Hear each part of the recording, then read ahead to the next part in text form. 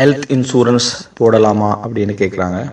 பொதுவாக இன்சூரன்ஸ் அப்படி என்று சொல்லக்கூடிய அந்த நடைமுறையே இஸ்லாத்துக்கு முரணான நடைமுறை. பல வகையில் இஸ்லாத்துக்கு முரணான நடைமுறை. அது எந்த இன்சூரன்ஸாக இருந்தாலும் சரி, அது இன்சூரன்ஸ் என்ற அந்த நடைமுறை இஸ்லாத்துக்கு பல வகையில் முரண்படும். ஒன்று அது ஒரு கேம்பிளிங், அதாவது சூதாட்டம், அதாவது கிமார்.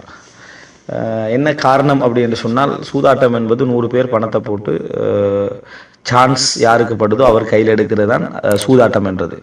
எனவே அந்த சுபா இதில் இருக்குது. ஒரு 100 பேர் பணத்தை போடுறது, யாருக்கு சான்ஸ் படுதோ அவர் கையில் எடுக்கிறது. இதில் சான்ஸ் என்றது இந்த இடத்துல அந்த சான்ஸ் உடைய வடிவம் தான் இங்கே மிஸ் ஆகுதே, அதாவது வேறவாகதே தவிர மற்றபடி எல்லா சூரத்தும் அதில் உண்டு.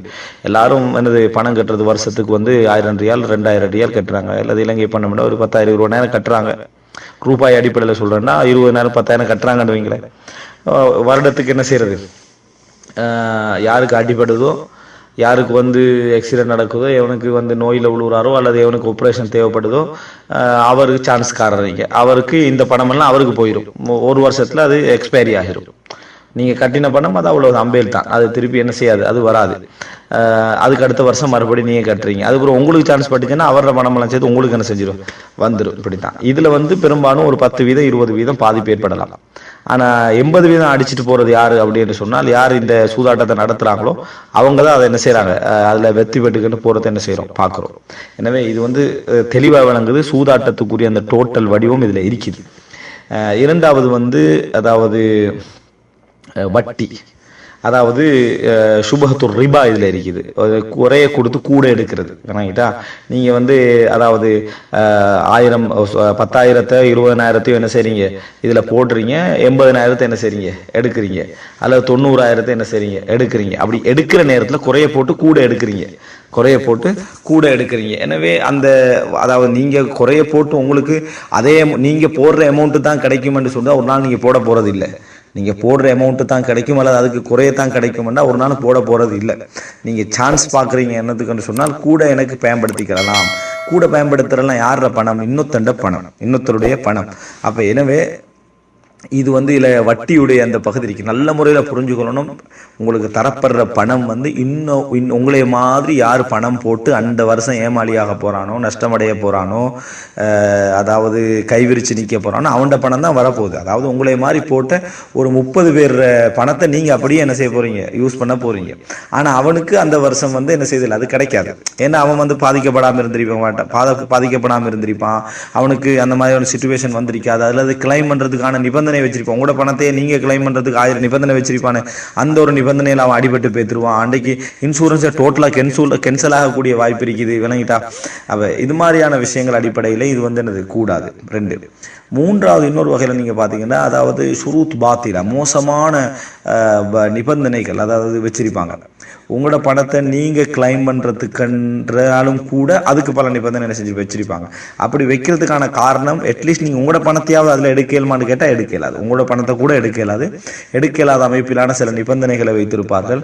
எனவே இவைகள் எல்லாம் ஒரு அதாவது அக்லு அம்வாலின் நாசிபில் பாத்தில், மக்களுடைய சொத்துக்களை பாத்திலாக முறைமை இல்லாம சாப்பிடக்கூடிய ஒரு வேலை தான் இது. இதெல்லாம் எப்படி இன்றைக்கு தர்வீஜ் மக்களுக்கு மத்தியில் மார்க்கெட்டிங் பண்ணப்படுது அப்படின்னு சொன்னால், பணப்பயம், மனிதனுடைய அந்த அச்சம், பொருளாதார அச்சம் என்ற அடிப்படையில தான் அது நடந்தா என்ன செய்வீங்க, எக்ஸிடென்ட் ஆகினா என்ன செய்வீங்க, பிள்ளைக்கு அப்படி நடந்தா என்ன செய்வீங்கன்னு சொல்லி இது ஒரு மார்க்கெட் பண்ணி இன்னைக்கு எப்படி ஆகிட்டு சொன்னால், இன்சூரன்ஸ் போடாதவர்கள் ஒரு தீவிரவாதிகள் மாதிரியும், அது சம்பந்தமாக அறிவு கட்டவர்கள் மாதிரியும், அல்லது ஃபிக்ஹ் தெரியாதவர்கள் மாதிரியும் இன்னைக்கு என்ன செஞ்சுக்குது, ஆகியிருக்குது. ஆனால் உண்மையிலே தெளிவாக இது மார்க்கத்துக்கு முரண். சரி, இஸ்லாமிய இன்சூரன்ஸ் என்ற ஒரு பகுதி கொண்டிருக்கிறாங்க. இஸ்லாமிய இன்சூரன்ஸ் கொண்டிருக்கிற பகுதியை பார்த்தீங்கன்னா அதோ கதை மக்களை இஸ்லாத்துடைய இதுலையாவது ஒரு 2-3 ஏமாத்திருக்குது. அதுல என்னன்னு சொன்னா, அதாவது சூதாட்டத்தையும் வட்டியையும் இஸ்லாமிய வடிவத்தை கொண்டு கொடுக்கக்கூடிய அமைப்புல தான் அவைகள் இருக்கிறத என்ன செய்யணும் பார்க்கிறோம். எனவே எல்லா வகையிலையும் இது கூடாத இடத்துல எல்லின் முனை அளவிலும் சந்தேகம் கிடையாது. இப்படி இல்லாத ஒரு வட்டியை காட்ட சொல்லுங்க. இன்னொரு பகுதி இதை இப்படி இல்லாத ஒரு அந்த இன்சூரன்ஸை காட்ட முடியும்னா காட்ட சொல்லுங்க. அடுத்தது இன்னொரு பகுதி என்ன செய்வாங்கன்னு சொன்னால், இந்த இன்சூரன்ஸுக்கு என்ன சொல்லுவாங்க, இல்லை நாங்கள் தாவுன்னு சொல்லுவாங்க. தாவுன் அப்படின்னு சொன்னால் ஒருத்தருக்கு ஒருத்தர் உதவிக்கல்றாங்களா. நான் ஒரு 1000 போடுறது, அவர் ஒரு 1000 போடுறா, இல்லை நான் 1000 போட்டு ஒருத்தருக்கு ஒருத்தர் உதவிக்கல்றேன் தானே அப்படின்றாங்க. ஒருத்தருக்கு ஒருத்தர் உதவி கொள்ற வடிவமா இது? ஒருத்தருக்கு ஒருத்தர் உதவி கண்டா அது கேன்சல் ஆகக்கூடாது. இந்த வருஷத்துக்கு என்ன 1000 எப்படி கேன்சல் ஆகும்? அது நான் வந்து என்ன, அதாவது உதாரணமாக நாங்கள் 100 பேர் இருக்கிறோம், நாங்கள் 100 பேரும் 100 ரூபா போடுறோம், போட்டுட்டு சொல்கிறோம் யாருக்கு பாதிக்கப்படுறோமோ அவர்களுக்கு இதை நாங்கள் என்ன செஞ்சிடறோம், கொடுத்துட்றோம் அப்படின்னு சொல்கிறோம். இந்த 100 பேரையும் எங்களுக்கு தெரியும், 100 பேர் பணம் போட்டதும் எங்களுக்கு தெரியும். இந்த 100 பேரில் வந்து யார் பாதிக்கப்பட்டாரோ அவருக்கு நம்ம கொடுக்குறதும் நம்மளுக்கு தெரியும். அப்போ நாங்கள் என்ன செய்யறோம்னா டோட்டல் பணத்தை எடுத்து அவர் கையில் என்ன செஞ்சிடறோம், கொடுத்துட்றோம். இதில் யாரும் லாபம் அடைய மாட்டோம், என்ன லாபம்? உதாரணமாக 100 வந்து 100 போட்டு ஒருவருக்கு 50,000 தேவைப்படுது. 50,000 நம்ம கொடுத்துட்டோம்னு வைங்களேன், ஒரு சாதாரணமாக ஒரு 50,000 ஒரு 5,000 தேவைப்படுது, கொடுத்துட்டோம். பேலன்ஸை வந்து ஒருத்தர் அடிச்சுட்டு போகிற வேலை இல்லை. இதில் அவர் பயன்படுத்தி அவர் வீடு கட்டி அவர் கார் வாங்கி அப்படி ஒரு பகுதி இதில் இல்லை. இதில் வந்து நாங்கள் என்ன செய்யறோம்னா நாங்களே பணத்தை போட்டு நாங்களே கொடுக்குறோம். இதில் யாரும் லாபம் அடையலை. அப்போ அவர் பாதிக்கப்பட்டவருக்கு நம்ம கொடுத்துட்றோம், அவ்வளோதான். நாங்களாக விரும்பி நாங்களாக ஒத்துக்கொண்டு நாம் இதை செய்யக்கூடிய ஒரு விஷயம். யாரும் இதில் லாபம் அடையலை, நாங்கள் உதவிக்காக வேண்டி செய்கிறோம். ஆனால் இதில் என்ன நடக்குது தெரியுமா? எல்லாரும் பணம் போடுறாங்க, 10% பாதிக்கப்படுறாங்க. அந்த பணத்தை கொடுத்துட்டு இந்த 90% ஓனர் என்ற பேரில் உள்ள இன்சூரன்ஸ் கம்பெனிகள் அடிச்சிடுறாங்க.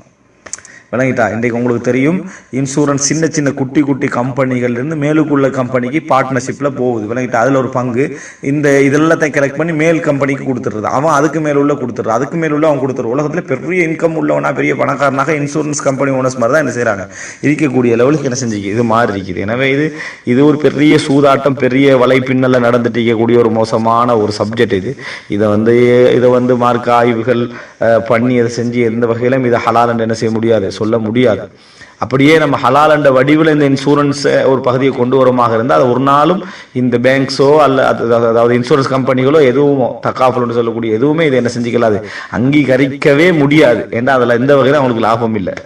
இது ஒரு பகுதி. ஆனால் இதில் நம்ம ப்ராக்டிக்கலான ஒரு பகுதி கொஞ்சம் பார்க்க வேண்டியது என்னன்னா, நிர்பந்திக்கப்படுகின்ற சிச்சுவேஷன் இருக்குது. இப்போ ஹெல்த் இன்சூரன்ஸுக்கு வெளியே நம்ம சொல்றதா இருந்தால், ஒருத்தர் வாகனம் வாங்குறதா இருந்தால் அவர் 3rd கிளாஸ் இன்சூரன்ஸ் அவர் போட்டால் தான் அவர் வாகனத்தை வாங்கலாம். வாகனம் வாங்குறது அவருக்கு ஹலால். ஆனால் அதுக்கு ஒரு நிபந்தனை வைக்கிறாங்கன்னு சொன்னால் இனி அவர் வேற வழி இல்லை, அவர் வாங்கி அது நிர்பந்திக்கப்பட்டு தான் ஆகுவார். அதுக்கப்புறம் ஃப்ளைட்டில் ஒரு போறாரு அப்படின்னு சொன்னால் இன்சூரன்ஸ் அங்கே அந்த இடத்துல போடத்தான் செய்வாங்க. அப்போ அதெல்லாம் ஒன்றும் செய்ய முடியாத ஒரு நிலை. அதுபோல் இன்றைக்கு வேலை செய்கிறவங்க, இன்றைக்கு ஏதாவது ஒரு வெளிநாடுகளில் போய் வேலை செய்கிறவங்க வந்து அந்த கம்பெனி வந்து மெடிக்கல் கொடுக்கணும், அந்த ஒப்பந்தத்தில் அவர் வாராரு. எனவே அந்த அடிப்படையில் தான் அவர் நாட்டுக்கு வந்திருப்பேன். மெடிக்கல் கொடுக்கணும் அப்படின்ற நேரத்தில் அந்த மெடிக்கலை அவர் பெற்றுக்கொள்றதாக இருந்தால் அவர் இன்சூரன்ஸ் பண்ணி தான் என்ன செய்ய வேண்டியது, ஆக வேண்டியிருக்குது. எனவே அவர் நிர்பந்திக்கப்படுறார். அந்த இடத்துல தனது உரிமையை பெற்றுக்கொள்வதற்கு அவர் நிர்பந்திக்கப்பட்டால் அந்த இடத்துல அவர் மீது குற்றம் என்ன செய்யாது, வராது. ஆனால் அடிப்படையில் எடுத்துக்கொண்டோம் என்று சொன்னால் இதில் என்னென்ன பிரச்சனைகள் இருக்குது. எனவே நிர்பந்திக்கப்படுற சட்டங்கள் வரலாம். நம்ம அதை வந்து பிழை என்று தெரிந்தும் நமக்கு இஸ்லாம் ஹலாலாக்கிய ஒரு வசதியை பயன்படுத்துறதுக்கு இது ஒரு நிபந்தனையாக கொண்டு வந்து முன்னால வச்சாங்கன்னா வேற வழி இல்லை. நம்ம அதாவது நிர்பந்திக்கப்படுகிறோம் என்ற இடத்துக்கு நம்ம அதில் வந்துடுறோம். ஆனால் அடிப்படையில் இந்த சப்ஜெக்டை பார்த்தோம்னா நாங்களாக போய் தேடி கீடி என்ன செய்யக்கூடாது, இந்த வேலைகளில் நம்ம ஈடுபடக்கூடாது.